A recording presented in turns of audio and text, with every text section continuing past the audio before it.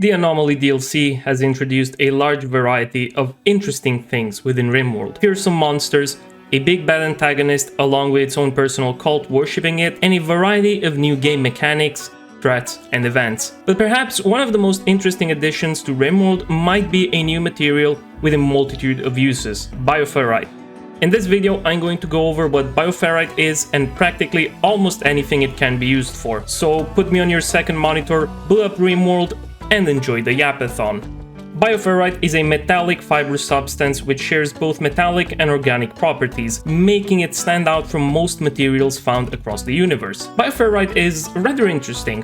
While being a metallic substance, it is also highly flammable and can also interact on a certain degree with certain psychic flows, giving the impression that it might be actually alive, and you wouldn't be entirely wrong in thinking that. Bioferrite is not something found in nature. It's the result of microscopic mechanites processing organic material, with Bioferrite being the final result. We can fairly assume for those to be Horax's own mechanites, with their original purpose being the fabrication of materials by converting organic elements into ferrous ones. With Horax being sealed in the void, losing control over its creations, the mechanites became rogue and disordered, continuing their original purpose but with far less precision and coordination, resulting in the creation of Bioferrite, a cancer-like rough metallic material containing a certain number of mechanites entrapped within it, and with that, traces of its psychic presence. There are many uses to Bioferrite, but perhaps the most interesting one will be its usage as fuel. Remember how I mentioned that Bioferrite is extremely flammable due to it being partially organic? Turns out that chucking a good amount of Bioferrite within a furnace and setting it on fire can be a rather efficient way of producing electricity.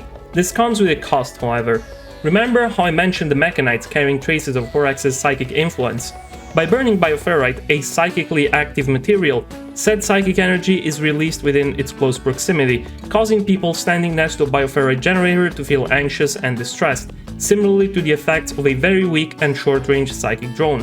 It won't cause anyone to go straight up insane, but you can bet they will definitely feel mentally uncomfortable. And just like any flammable material, Bioferrite is also great to produce heat. So great in fact that by using an atmospheric heater with Bioferrite as its fuel source, you could heat up not just your entire home, but all of your surroundings. By burning Bioferrite and agitating gas molecules within the atmosphere, atmospheric heaters can literally increase the outdoor temperature with your local area. Something definitely useful, especially for farmers, as that could essentially bring forth a year-round farming period, countering the harsh winter temperatures. Easy, right? If you're a farmer and you're eager to grow your potatoes during winter, all you need is some steel, a few components, a couple shards of powerful and dangerous archotechnology created by a superior godlike being, and a few monsters shackled in your basement to extract Bioferrite from. And yes, that last step is particularly necessary.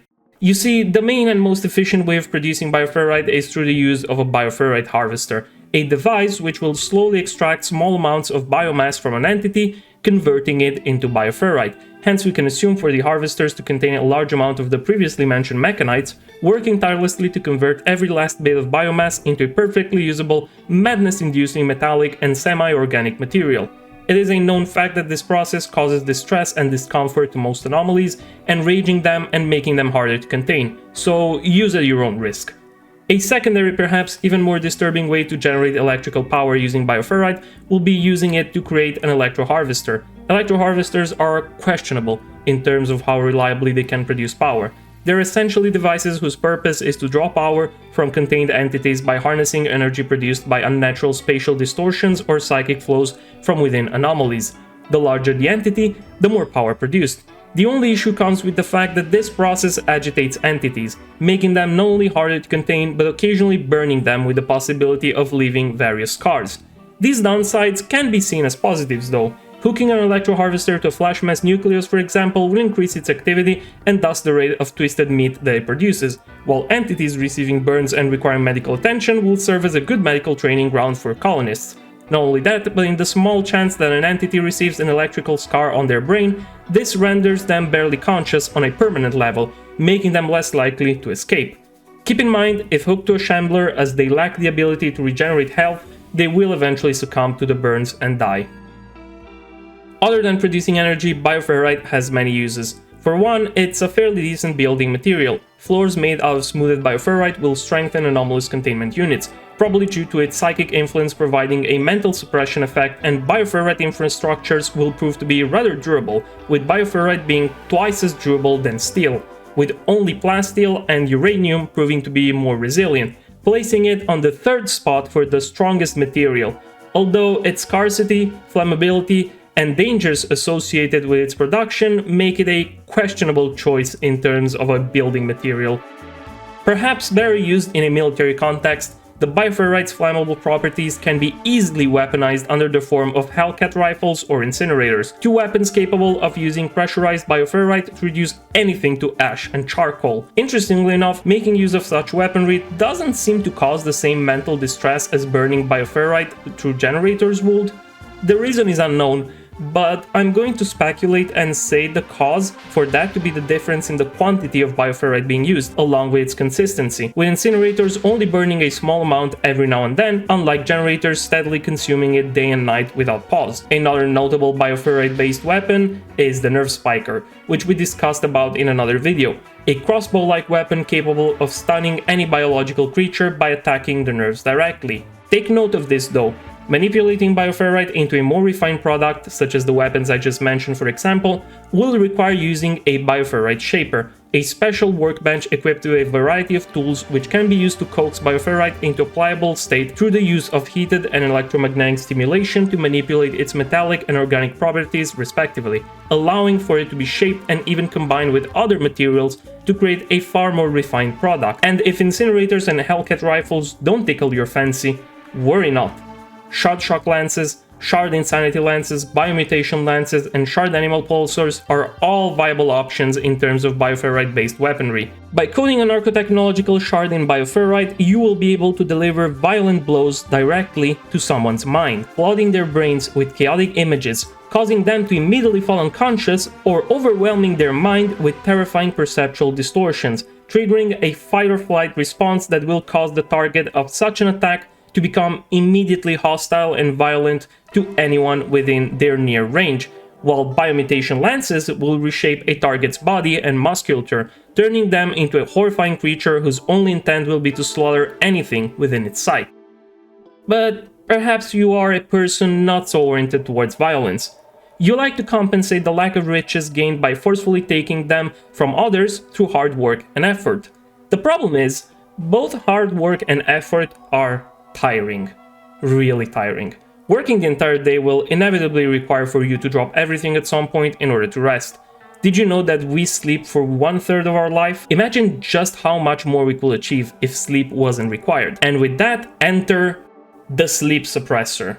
A device created by mounting an Architect shard within an electrical control frame along with various Bioferrite parts, the Sleep Suppressor is a device capable of creating psychic pulsations, altering the brain chemistry of everyone within a certain area to prevent the buildup of fatigue toxins, removing the need for sleep, with the only price to pay being a slight mental degradation. Pair that with a Frenzy Inducer, a device capable of energizing anyone around, increasing their overall body metrics to move and work faster in exchange for an even more severe mental degradation, leading to possibly violent outbursts, and you have obtained the most efficient factory worker money can buy. Just don't let any mega corporation find out about these, and we should be fine.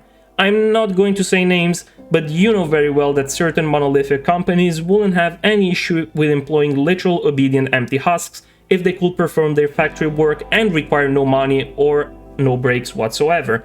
And speaking of that is definitely possible within Rimworld as well. Ever heard of Dead Life Dust? By manipulating Bioferrite into devices capable of producing clouds of microscopic archites, bringing someone from the dead is just as easy as using a Resurrector mech serum, with a few small teensy tiny differences. I mean, yeah, sure, they are actually not very alive, it's just the archites manipulating and moving their decaying corpse, flailing their limbs around with ferocity, wanting for nothing but to satisfy a primal hunger urge. And while they will never respond to the words of their loved ones, or anyone for that matter, eventually decaying back into lifeless corpses, at least they're still walking. Right? Okay, I hear you. Maybe you're looking for something far more refined. Something you can actually control and make use of. And for that, I introduce you to ghouls. to come to my place Ghoul. for a little. Ghoul. All you're going to need is going to be a bit of Bioferrite, an Architect Shard, and bam! Your lifelong friend has now been transformed into an obedient, shambling corpse, with bits and pieces of jagged metal coming from their body, constantly twitching and feeding only on corpses or raw meat. You can even use more Bioferrite to transform your ghoul into a walking episode of Pimp My Car. Except you're now pimping your ghoul. God, that sounded so wrong. And while on the subject of anomalous creatures, Bioferrite can be used to create proximity detectors and disruptor flares. Both great tools against invisible creatures, allowing your soldiers to reveal hidden monstrosities and gain the upper hand before giving them a chance of getting too close. And if the upper hand is something we're constantly looking for, why not turn that hard Bioferrite into a liquid state through the use of a serum lab and make some of those good serums. With some twisted meat, some Bioferrite, and a bit of Nutramium, you will be able to create a variety of serums for any situations. Has one of your colonists experienced the constant horrors of wars and been subjected to terrifying experiences? The Mind-Numb serum will temporarily bring them to a complete state of apathy, ready to stare death in the face another day without even batting an eye or raising a fuss about it. Is your colony under attack by pirates and desperately wishes they had a proper soldier to take care of the problem for them? Do not worry. Introducing the Juggernaut serum, which for 10 days will turn even the wimpiest genie into a discount hussar, increasing movement speed, melee damage and injury recovery at the cost of disquieting thoughts and the inability of going to sleep without worrying about someone hiding under their bed. But perhaps you're looking for a more defensive option. In that case, the Melblood serum might do the trick for you, causing Melblood to course through your veins and harden your skin when anticipating a blow, increasing a user's resistance to damage in exchange for turning them into the equivalent of a very dry newspaper stack submerged in a bathtub full of gasoline. Just stay away from any fire source for a while. And while the previous two serums covered the needs of any jock, we got something for the nerds as well. Void Sight serums will suppress inhibitory neurons that maintain the perception focused on the real world, providing easier observation of dark psychic phenomena and allowing a deeper understanding of it. Lastly, the Ghoul Resurrection serum is... well, okay, I don't think I need to explain this one. It's literally in the name. Ghoul Resurrection serum. Take a wild guess in the comments at what this one does.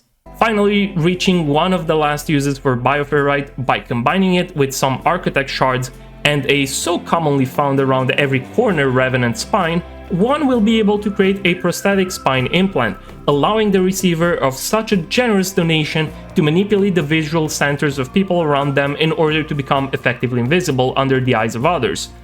Just make sure to take care of business before the effect ends. And now, lastly, for the final usage of Bioferrite, psychic stuff. A particularly good material to make swords, knives, and armor out of, especially for psychcasters, considering that the inherent properties of Bioferrite will greatly increase a user's psychic sensitivity. Bioferrite is also a necessary ingredient for any anomalous ritual, along with providing an increase in quality if used to produce void sculptures, neat pieces of art that will enhance any ritual performed in their vicinity. And with this, I think I have listed every single use there is for Bioferrite within Rimworld. I would like to hear down in the comments your thoughts on Bioferrite. Do you use it?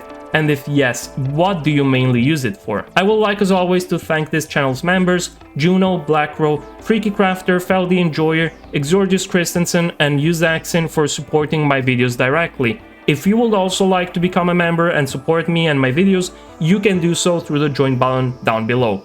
With this being said, don't forget to like this video, subscribe to the channel, and turn the notification bell on in order to be notified as soon as I publish more content.